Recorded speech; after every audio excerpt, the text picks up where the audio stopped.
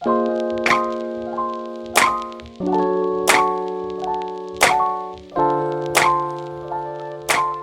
in Duplaix mode, man. Vic, yo, congratulations. Just got back from Europe off the tour, fresh out the box. The album called Bold and Beautiful, BBE Records. You know I'm all over it. I'm supporting as the public radio jock that I am on the infamous KCRW. But congratulations on the spins. You are an independent artist, and you've taken basically all the responsibility of marketing, promotion, tour support, onto your own back. You're doing it, and I just kind of wanted to pick your brain about the transition or the transitional period and like how you feel about everything right now. Well, you know that there's pros and cons from both sides. I mean, if they see you attached to Warner Brothers or Universal, then you're an artist.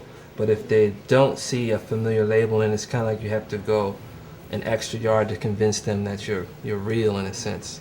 You can't get any tour support. There's no momentum for you to perform. It's almost like you're handcuffed. So independently speaking, you can do as much as you can afford, basically. So if you have $1 million yourself, you can do all the things that a major label can do. But if you don't, at least what you can continue to do is move in some kind of direction. You can crawl, you can have somebody push you along, whatever the case, but you can move. And I like that aspect of being independent. In this case, I make the decision of what I want to do based on what kind of resources I have, based on the funds I raise, and we pick and choose what makes sense for now. How do we connect the dots? How do we build a story? How do we grow it to be a seller? And that's the challenge, and it's definitely challenging. It's not easy, but I'm enjoying the process a lot. I'm really impressed by is the fact that you were able to, help, for the most part, Jazzy Jeff get, his company and studio, Touch of Jazz off the ground back in the day, as pretty much as a kid in Philly. And then you and James Poyser broke off and started the Axis Music Group and went on to much critical acclaim and success as producers. What did it take for you to realize that you wanted to pursue this career as, an artist and a singer, not just as a producer?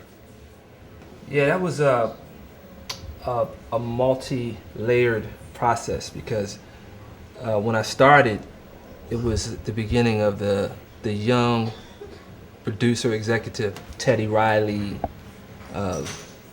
Andre Harrell, Puff Daddy, early on. They were all coming in, and we were all kind of molding ourselves after the possibility of being the executive, the writer, the producer. And I was focused on that. They were the artists at the time, the producer, writer, artist cats. And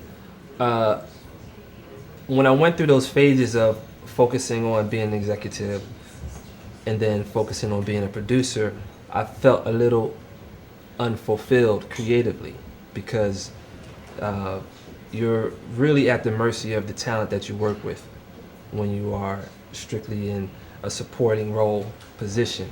And my personality was more expressive, and I felt like I had ideas and concepts that were very unique, and the only person that was going to take those chances was me.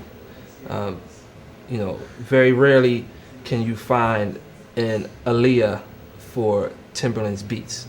That's a rare thing where there's an artist who's just so down for whatever the producer says that they can create this new thing. Most of the time you have people who want a version of what's already existing. And I wanted to jump way out of it and create something totally different and totally fresh, because I wasn't really impressed with trying to regurgitate Stevie Wonder and Donny Hathaway and those kind of things. I respect it, and when it's done and when it's kind of modernized, I appreciate the quality. But at the same time, it's like, okay, but it's still not Stevie and it's still not Donny. It's a nice version of that. But let's do something different, and that's really where my head was. And that's what really drove me into exploring my own artistry and my own perspectives. Well, the evolution has been quite fly, bruh. And, from where you started as a solo artist, breathed a new life into what I call the dance or, you know, electronic music movement over in Europe, and then spreading out to the States with a lot of them 12 inches that were coming out on some of the import labels, and then International Affairs hitting on Hollywood.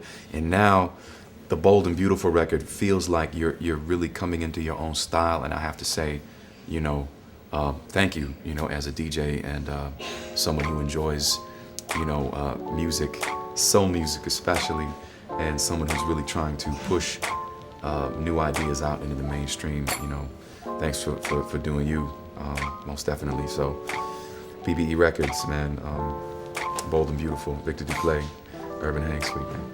Thank you for coming through. Anytime, man.